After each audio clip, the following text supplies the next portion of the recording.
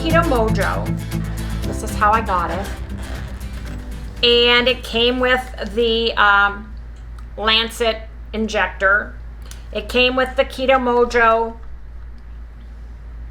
device. It came with some Lancets. It came with some alcohol preps. It came with both glucose and ketone packets. But it also came with these 2 little bottles. And everybody goes, what are those 2 little bottles? I know people have been actually asking. And I've been saying, well, they're for calibrating your Keto Mojo, right? This one actually is turquoise. Can you see, Harry? Yeah, as long as you cover up your face, it won't. It's for the ketones. Yeah, there you go. Okay. And this one is actually to calibrate the glucose strips. Now, I got to thinking, maybe my Mojo, my Keto Mojo, is uncalibrated. So I went on to the Keto Mojo site, looked up how to calibrate my Keto Mojo, and lo and behold, you are supposed to calibrate it to every single new box of glucose and or ketone strips that you get. How do you do that, you ask? Well, on every single box. Now, Harry, tell me if you can see the information. Yes. There is a lot number for glucose strips along with the expiration date. And there is a control number 2 and number 3, which these are 2 and 3 respectively. Right. And you're supposed to test them with this fluid to make sure they fall into the control range. Yeah, that's those 2 numbers at the bottom, right? Yes, the 2 numbers here at the bottom. So, how do we do that? I'll share how we do that right now. If you have loose strips in your carrying case, down here, over the plate. in the carrying case, the lot number information is on the back as well. So this lot number for my glucose and ketone strips matches this particular box. So I know that I've got the right calibration information to look at when I do my measurement. So the nice thing about these is these are color coordinated. So turquoise to turquoise. And that's what we're gonna do first. We're gonna measure ketones. So I'm going to put my strip in, my monitor, and I'm going to put 1 drop on a plate that's not absorbent. Let me, you gotta do 1 drop. I have a napkin already. 1 drop. 1 drop on, like 1 drop of blood, and it's blue to match ketones. So we're going to do it the same way. You're going to take your little unit, suck up the liquid. We're going to get a countdown. Can you see that? Yeah.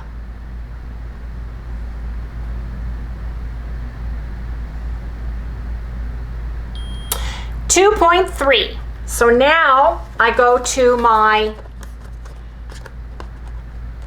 so mine's calibrated. It's good to go for ketones. Now I'm going to put my glucose in and calibrate that to make sure that it's within range. Oops. The top one's harder to open than the bottom. There we go. A drop. There we go. Just like blood. I'm going to calibrate it to make sure that it's within range.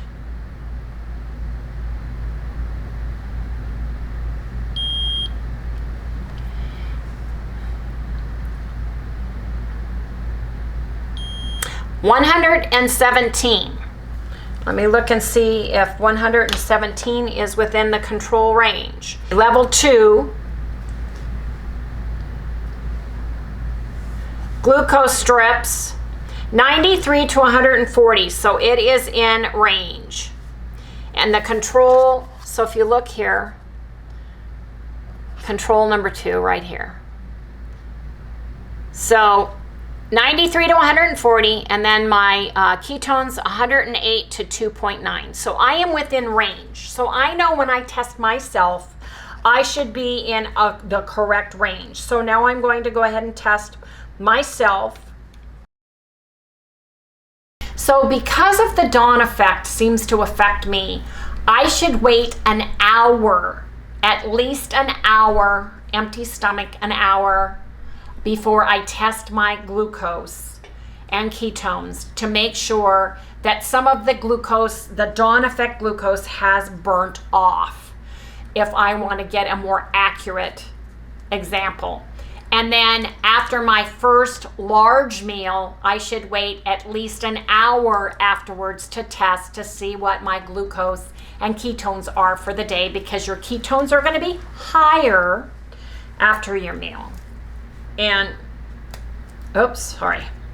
Sometimes these things are tough. Anyway, so let's see what mine are now. And I know that every single lot should be calibrated because they all are from the same lot. And when I open a new box, I will recalibrate and test just to make sure that yes, indeed, these are calibrated. Now, if you guys don't know how and you're brand new to the Lancet, it's super easy. You take off the lid. Yours will be empty because you don't have a Lancet yet, a Lancet device. You take your little Lancet and you just pop it in. You pop it in. You take off the little cap.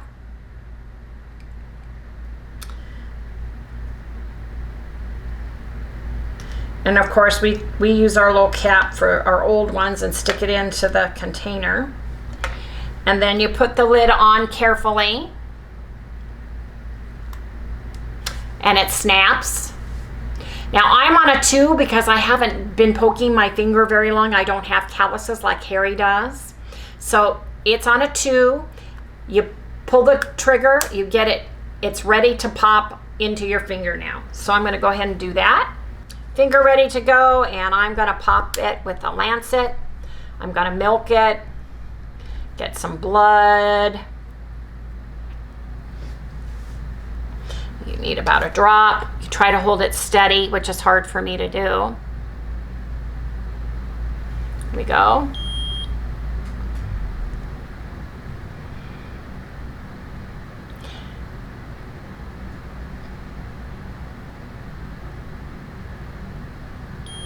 .6. So anything 0.5 and above, you are in ketosis according to Keto Mojo.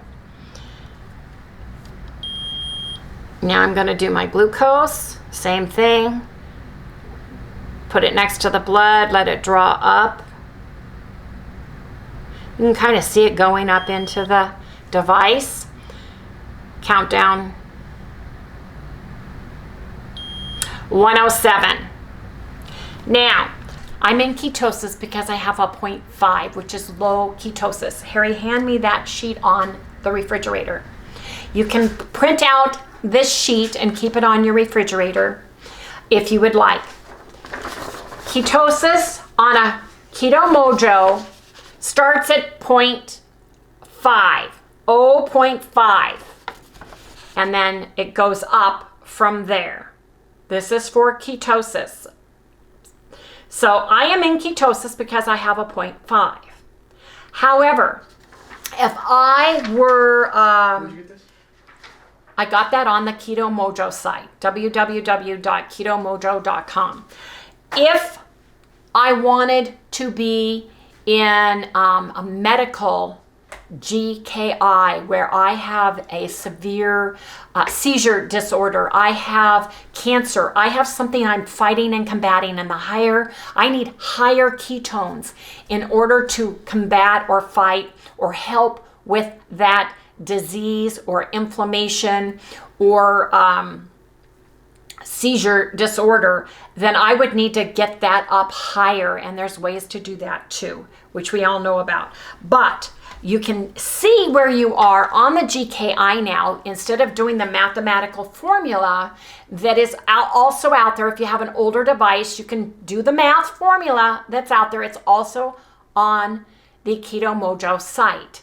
And it's the GKI manual formula that you can use. If you have a manual glucose device that's lower and you want to save money and use that for your glucose, you can take that and divide it by 18, take that number, you know, and do the math on that. But the new Mojo, Keto Mojo devices have that already built in. So I'm gonna go and I'm gonna get my phone and I wanna hit today's date. I wanna make sure my glucose, ketones, and GKI right here. See, if you do that, that takes them all off. So I wanna make sure they're all on there. I wanna hit today's date. I wanna hit my GK plus DED8. I wanna do sync, and I wanna turn this on, and it will populate this. You wanna go in and set up your Keto Mojo for all of those things so that it will sync correctly. And then the GKI comes up and it shows that I am not in GKI. I'm not in medical ketosis, but I am in ketosis because I am 0.5 on their scale for their device. 0.6. Yeah, you're above you're above 0.6, you mean? I mean, I was above 0.5. I was at least at 0.5. Right. Okay? And here's this information. So guys, I wanted to share that with you so you guys know what these two little bottles are. Now I know every time I open up a new box, I need to calibrate it to make sure that it's within what the calibration liquid says. And if it's not, you need to contact them and let them know.